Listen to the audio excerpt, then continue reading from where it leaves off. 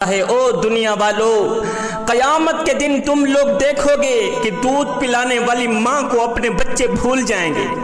حالانکہ دودھ پلانے والی ماں دنیا میں اپنے بچوں کو ہرگز نہیں بھول سکتی، لیکن جب قیامت کا زلزلہ آئے گا اس وقت ماں کو اپنے دودھ پیتے بچے کی ہوش نہیں رہے گی۔ جب قیامت کا زلزلہ آئے گا ماں کو اپنی فکر پڑ جائے گی، اپنی جان کی پڑ جائے گی۔ اس دن جو عورتیں حمل سے ہوں گی، قیامت کے خوف اور دہشت کی وجہ سے عورتوں کے حمل ساقط ہو جائیں گے۔ میرا اللہ فرماتا ہے لوگو، اس دن جب تم لوگوں کو دیکھو گے، دوسرے لوگوں کو دیکھ کر یہ محسوس کرو گے کہ یہ لوگ نشے میں ہیں، حالانکہ وہ نشے میں نہیں ہوں گے۔ اللہ کا عذاب ان پر اس طرح حاوی ہوگا، قیامت کی گرمی، حشر کے دن کی تپش، خدا کا خوف اور دہشت ان پر اس طرح طاری ہوگی کہ یہ لوگ اپنے قابو میں نہیں ہوں گے، اپنی ہوش و حواس کھو بیٹھیں گے۔ اور سنو، جو شخص دنیا میں ڈرتا ہے اس سوچ کی بنیاد پر کہ قیامت کے دن میں اللہ کا سامنا کیسے کروں گا، میرا اللہ فرماتا ہے کہ جو شخص دنیا میں رہ کر ڈرتا ہے کہ قیامت کے دن اللہ کا سامنا کیسے کروں گا، کہ اللہ نے تو مجھے حضرت انسان بنا کر دنیا میں بھیجا اور میں تو کیڑوں سے بھی بدتر نکلا۔ او گناہوں پہ گناہ کرنے والے، ہائے چٹی داڑھی ہو گئی، سفید داڑھی ہو گئی، جسم میں وہ طاقت نہیں رہی، زبان میں وہ ذائقہ نہیں رہا، قبر کی طرف ٹانگیں چلی گئیں، لیکن ابھی بھی گناہ کرنے سے باز نہیں آ رہا۔ اور میاں اگر گناہ کرتا کرتا مر گیا، قبر میں اللہ کو کیا منہ دکھائے گا، حشر کے دن اللہ کو کیا منہ دکھائے گا؟ اے ہڈیاں کمبن گوڈے کھڑکن تے بدل گیا لک تیرا، اجے بھی بدیوں باز نہ آئیوں جیو مرد دلیرا۔ اب میرا اللہ فرماتا ہے کہ جو شخص دنیا میں رہ کر ڈرتا ہے کہ قیامت کے دن میں اللہ کا سامنا کیسے کروں گا، کیسے کروں گا، میرا اللہ فرماتا ہے قیامت کے دن میں اسے جنتی 2 باغ عطا کروں گا، اور یہ 2 باغ دوسرے جنتیوں کو ہرگز نہیں ملیں گے۔ حالانکہ دوسرے جنتی ان 2 باغ لینے کی تمنا کریں گے، خواہش کریں گے، لیکن ان کو نہیں دیے جائیں گے۔ یہ 2 باغوں کا تحفہ صرف اسی شخص کو دیا جائے گا جو دنیا میں رہ کر اس سوچ کی بنیاد پر ڈرتا تھا کہ قیامت کے دن میں اللہ کو کیا منہ دکھاؤں گا۔ بعض لوگ گناہ بھی کرتے ہیں اور یہ بھی کہتے ہیں جی اللہ بڑا ہی غفور الرحیم ہے، غلطیوں پر غلطیاں، گناہوں پر گناہ کرتے رہتے ہیں، بعد میں کہتے ہیں جی اللہ میاں بڑا ہی غفور الرحیم ہے، ہاتھوں سے ڈنڈی مارتے ہیں، ناپ تول میں کمی کرتے ہیں، بیٹیوں کا بہنوں کا حق مارتے ہیں، ہر وقت جھوٹ بولتے ہیں، امت مسلمہ کے لیے ہر وقت غلط سوچتے ہیں، کانوں سے غلط سنتے ہیں، غلیظ باتیں سنتے ہیں، منہ سے گندی باتیں نکالتے ہیں، یہاں پر نفاق رکھتے ہیں، بغض کینہ حسد رکھتے ہیں، اور اکڑ اکڑ کر چلتے ہیں، ایڑھی مار کے چلتے ہیں، مسجد کے قریب نہیں جاتے، نماز کے نزدیک نہیں جاتے،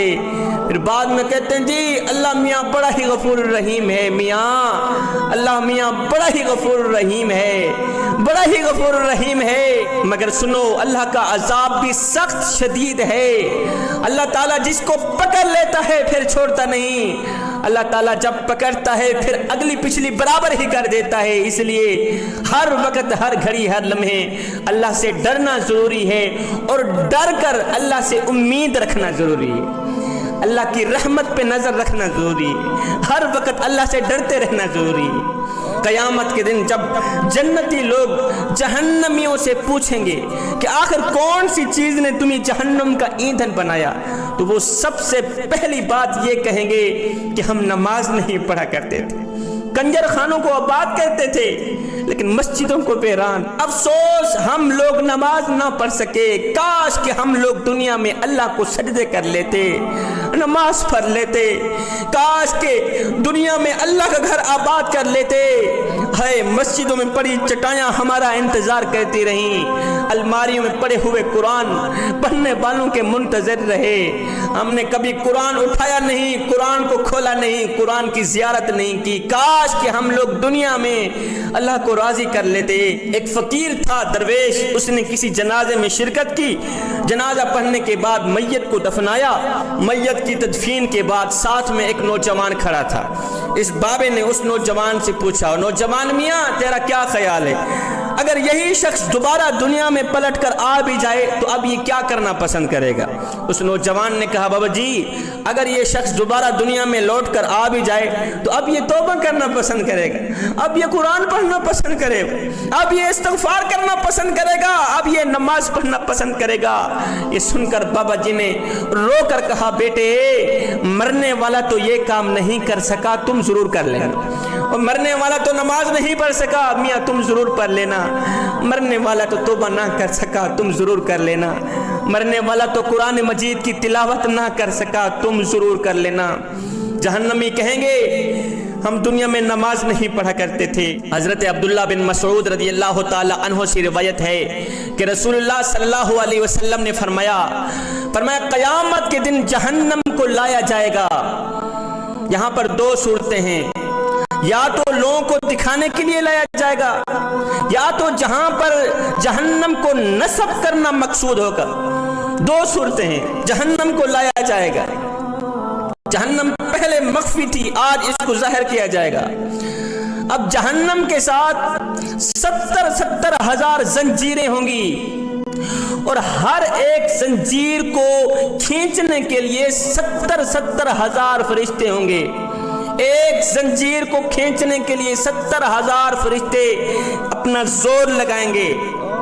مجھے بتائیں 70 ہزار زنجیریں ہیں، ایک زنجیر کو کھینچنے کے لیے 70 ہزار فرشتے زور لگا رہے ہیں۔ ایک فرشتے کے اندر طاقت اتنی ہے، زور اتنا ہے کہ وہ زمین پر پر مارے سارا ملیا میٹ کر دے۔ مجھے بتاؤ جس جہنم کی 70 ہزار زنجیریں ہیں اور ایک زنجیر کے اندر طاقت اتنی ہے، وزن اتنا ہے کہ اس کو کھینچنے کے لیے 70 ہزار فرشتے زور لگا رہے ہیں، مجھے بتاؤ کل ٹوٹل کتنے فرشتے بن گئے؟ جب اتنے زیادہ فرشتے جہنم کو کھینچ رہے ہیں، وہ جہنم کتنی بڑی ہوگی؟ میرے رسول اللہ صلی اللہ علیہ وسلم نے فرمایا قیامت کے دن جب لوگ اللہ کے سامنے کھڑے ہوں گے، بے بس کھڑے ہوں گے، سر نیچے ہوگا، فرمایا اس وقت کچھ لوگوں کا حال یہ ہوگا کہ کچھ لوگوں کو اتنا پسینہ آیا ہوا ہوگا کہ وہ پسینے کے اندر ڈوبے ہوئے ہوں گے، نظر بھی نہیں آئیں گے، پیروں کی تلیوں سے لے کر کانوں تک وہ غائب ہوں گے پسینے کے پانی کے اندر۔